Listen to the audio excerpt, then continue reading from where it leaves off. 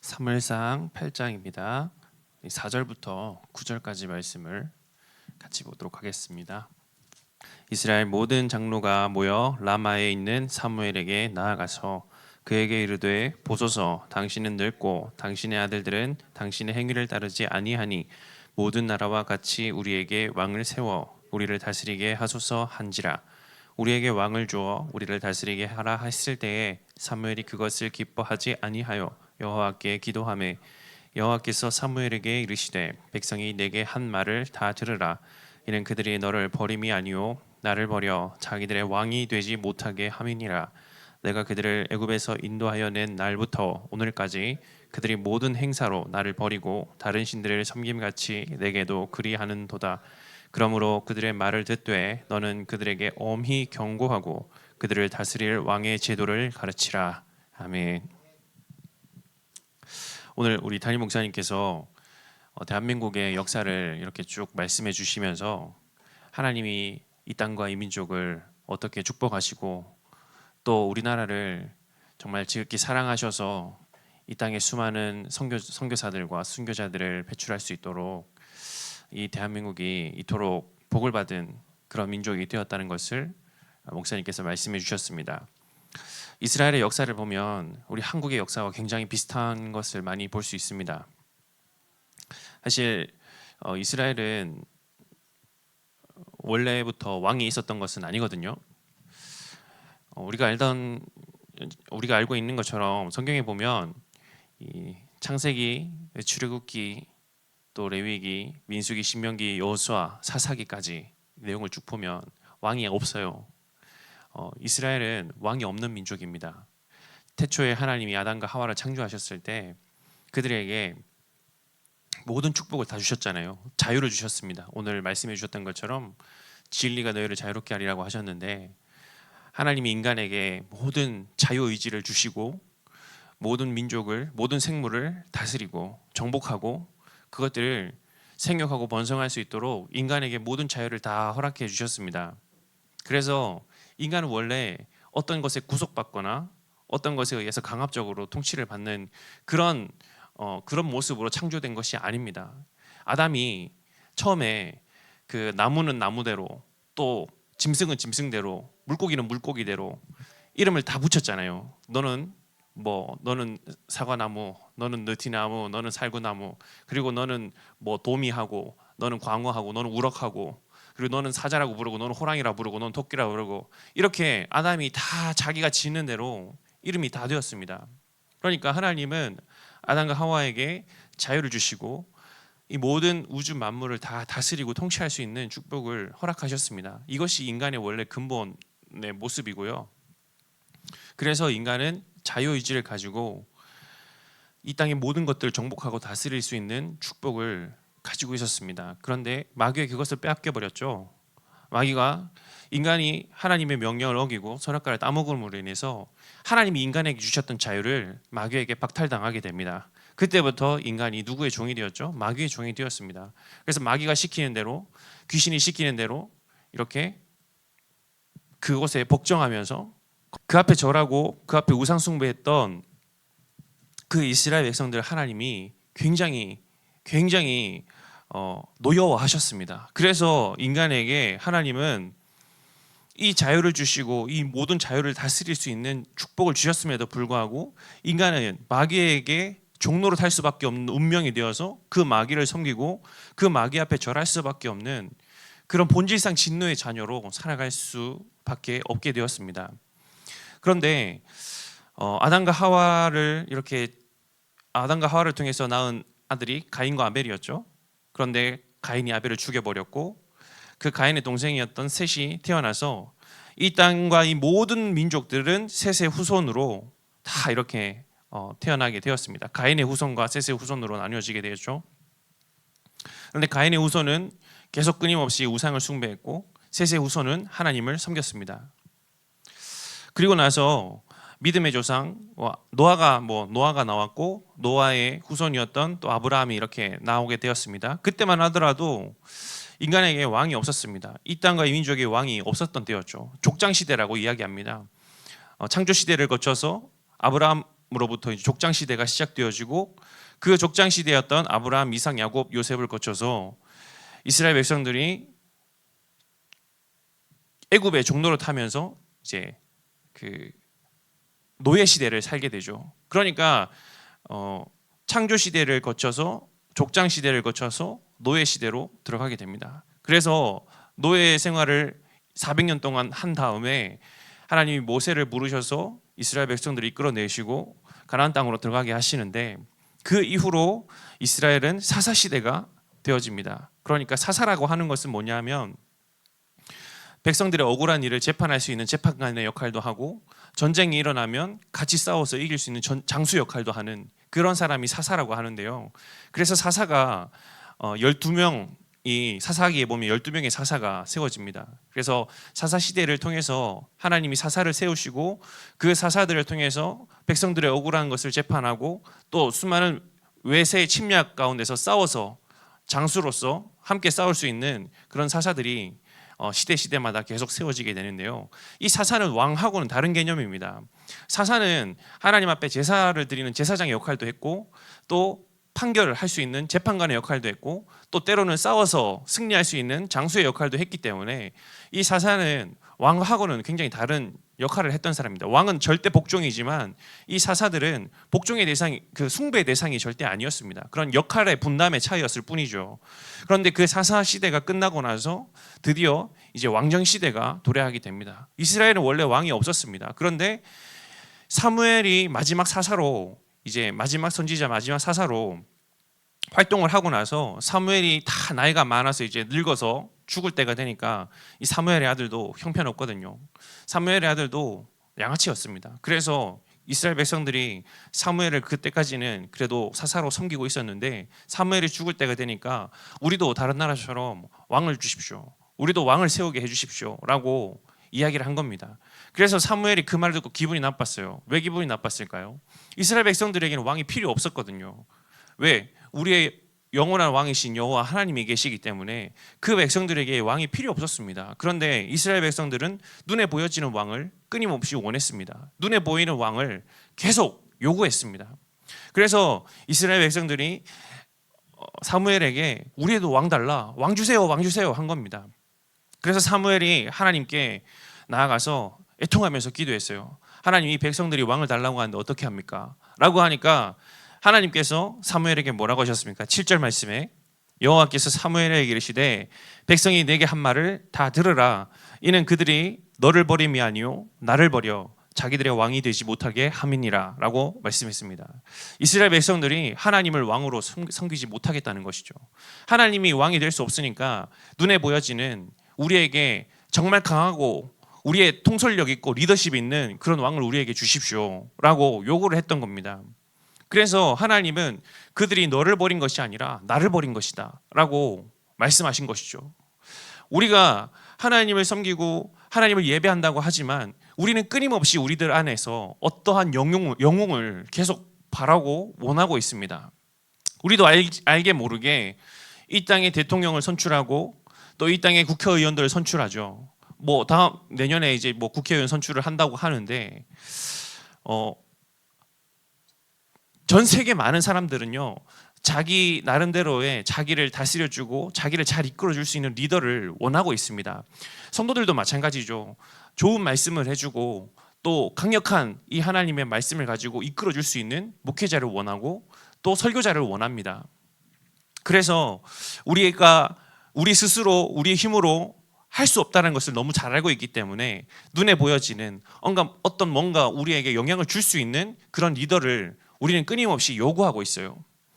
많은 우리 대형교회에 보면 거기에 이제 설교도 잘하시고 또 통솔력도 있으시고 굉장히 이 성품도 뛰어나신 리더십까지이신 목사님들도 계시는데요. 많은 성도님들이 하나님을 예배하면서 하나님을 섬긴다고 하지만 우리 목사님, 또 우리 전도사님, 또 우리 선생님, 많은 사람들이 자신의 나름대로의 왕을 끊임없이 요구하고 찾고 있는 모습을 우리 스스로 발견할 수 있게 됩니다. 그래서 목사님 말씀하셨으니까 또 전도사님 말씀하셨으니까 내가 이렇게 살아야지. 그래서 목사님한테 뭔가 좀 인정받고 목사님한테 뭔가 좀 잘 보여서 이렇게 내가 교회 안에서도 좀 뭔가 리더 자리로 이렇게 서야지 하면서 그런 눈에 보여지는 것들에 계속해서 집착을 하다 보니까 어느 순간에서부턴가 신앙의 본질은 잃어버리고 우리가 무엇 때문에 예수를 믿는지, 우리가 무엇 때문에 신앙생활을 하는지에 대해서 자꾸만 우리 스스로 망각할 때가 참 많은 것 같아요. 오늘 우리가 요한복음 8장 32절 말씀을 읽으면서 진리가 너희를 자유롭게 하리라고 말씀하셨는데, 이스라엘이 정말 진정으로 자유를 원했기 때문에 왕을 요구했던 것입니다. 왜냐하면 왕이 없으니까 자꾸만 다른 나라에서 침략이 들어오거든요. 외세의 침략을 견디다 못하니까 우리도 저 다른 나라들처럼 왕을 주십시오, 왕을 주십시오 라고 요구했던 것입니다. 20절 말씀 볼까요? 8장 20절, 사무엘상 8장 20절 말씀 같이 보겠습니다. 우리도 다른 나라들 같이 되어 우리의 왕이 우리를 다스리며 우리 앞에 나가서 우리의 싸움을 싸워야 할 것이니 이다 하는지라. 보세요. 지금 외국에서 얼마나 많은 사람들이 외세의 침략을 받고 이스라엘이 그 전쟁 가운데 시달렸습니까? 그러니까 우리도 저 다른 나라들처럼 왕을 세웠으면 좋겠습니다. 그래서 강하고 정말 이 싸움도 잘하고 통솔력이 있는 그런 왕이 우리나라를 다스려서 우리나라 저 외세 침략으로부터 우리 스스로 지키고 우리가 자유로운 나라가 되었으면 좋겠습니다 라고 요구하는 것이죠. 얼핏 보면 이들의 요구가 굉장히 합리적이고 또 이성적이라고 생각되어지는 것으로 보일 수 있습니다. 그런데 하나님이 보시기에는 그들의 요구가 받아들여지기에는, 하나님이 보시기에는 그들이 합당하지 않은 요구를 했다는 것입니다. 왜냐하면 눈에 보이지 않는 하나님이 그들의 왕으로, 그들을 통치하고 있는 왕으로 계속 서 계신데 그 하나님을 믿지 못했기 때문입니다. 그들이 섬기는 여호와 하나님이 누구이신지 알지 못했고, 그들이 과연 누구를 무엇을 예배하고 누구를 섬겨야 하는지 알지 못했기 때문에 계속해서 자기 나름대로의 왕을 요구했던 것입니다. 여러분, 이 사무엘상 8장의 말씀을 제가 오늘 왜 저와 여러분과 함께 나누고 싶냐 하면요, 우리나라의 역사를 보면 우리나라의 역사가 처음에 어떻게 시작되어졌는지 혹시 아시나요? 단군 왕검이라고 들어보셨죠? 단군 할아버지. 그 단군 할아버지가 우리나라의 고조선 시대를 여시면서 이 대한민국, 우리가 이 땅을, 이 한민족을 이루는, 형성하는데 가장 이제 구심적인 역할을 했잖아요. 단군 할아버지 때부터 우리나라는 계속 왕이 다스려 왔습니다. 우리나라를. 그러니까 왕이 계속해서 통치하던 나라였습니다. 그래서 조선 시대까지 계속해서 왕조가 바뀌고 왕이 바뀌면서 왕 한 사람이 모든 나라를 통치하고 다스리는 그런 역사를 가진 민족이 우리나라예요. 그런데 하나님이 그것을 보시고 그 역사를 끊어내셨죠. 그게 바로 이제 1910년도에부터 있었던 일제강점기 시대가 찾아오게 된 것입니다. 그러니까 이제 왕이 다 필요 없어졌죠. 왕조가 다 끊어져 버리게 되고 왕이 필요 없어지게 되니까 그때부터 모든 신분 제도가 다 소용이 없어진 겁니다. 그 전까지만 해도 막 돈 주고 화폐로 가지고 자기 신분 막 사서 족보에도 없는 그런 거 자기 사가지고, 내가 김씨도 아닌데 막 김씨 족보 사와가지고 나 이제부터 김씨다 이렇게 이야기하면서 양반 행세 막 하고 했었잖아요. 그 모든 것들이 다 필요가 없어지게 되었습니다. 일제강점기 시대가 지나면서 하나님께서 이 대한민국의 왕을 제거해 버리신 거죠. 그래서 우리가 섬겨야 할 대상이 누구인지를 하나님이 분명히 깨닫게 하셨습니다. 그때가 마침 수많은 선교사님들이 우리 한국으로 들어오던 때와 맞물려집니다. 일제강점기 시대가 시작하면서 우리나라에 수많은 선교사님들이 들어오게 되고 또 수많은 그 선교사님들을 통해서 수많은 순교자들이 일어나게 되었습니다. 예수 믿는 것 때문에 목이 잘려나가고 또 불에 타서 죽고, 그러면서 우리나라에 수많은 순교자들의 피가 뿌려지게 되었는데 그 피가 결국에는 이 땅의 지금의 대한민국을 완성시키게 된 줄로 믿습니다. 하나님께서 이 땅을 축복하시기 위한 하나의 방법이 바로 일제강점기 시대를 거치는 것이었습니다. 그런데 해방이 되자마자 5년이 채 되지 않아서 바로 6.25 전쟁이 일어나게 되었습니다. 하나님은 전쟁을 통해서 수많은 이산가족들과 수많은 고아들을 탄생하게 하셨는데요. 왜 이런 민족 상잔의 동족 상잔의 아픔을 겪게 하셨을까요? 그러나 하나님은 이 땅과 이 민족을 버리지 않고 자유민주주의를 수호할 수 있도록, 우리가 진정으로 대한민국을 만들게 하기 위해서 저 북한의 공산주의를 따라가지 않게 하시고 이 민주주의를 선택할 수 있도록 배려해 주셨습니다. 6.25 전쟁이 일어났을 때 북한 공산군이 우리를 쳐들어오고, 만약에 그 북한이 우리를 침략해서 이 땅이 그 북한에게 빼앗겼다면 지금도 우리는 공산국가에서 자유롭지 않도록, 자유가 없는 저 지하교회에서 숨어서 예배 드렸어야 될지도 모르는데, 하나님께서 우리 민족을 사랑하셔서 우리가 지금 이렇게 마음껏 예배하고 마음껏 찬양하고 또 마음껏 하나님 앞에 나올 수 있게 된 줄로 믿습니다. 이것이 우리에게 정말 감사한 일이고요.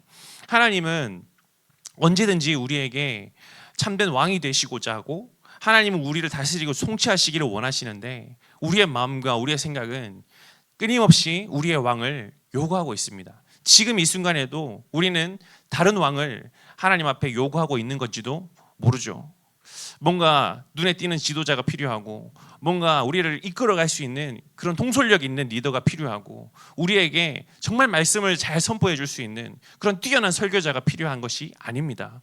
하나님은 우리의 신분과 우리의 모든 수준과 우리의 모든 연약함을 다 아시기 때문에 우리에게 맞는 목회자, 우리에게 맞는 사역자를 우리에게 붙여주신 것입니다.